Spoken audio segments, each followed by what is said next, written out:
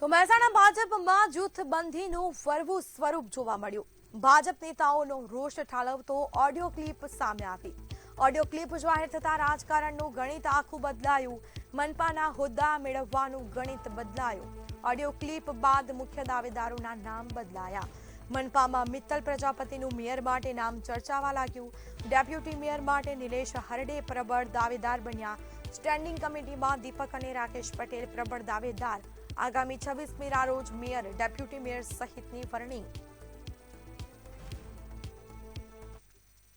એટલે હવે બોલેટા ના ગણું ને બેઠું લપેટો કે આપણી કિંમત થાય ને આ બધા આવી રીતે રોજ આવશે તો તમારો કદી નંબર નહીં આવી કે આયાથી ઉમેદવાર આવશે તો અમને બતાવવું પડે આપણા પાર્ટીમાં.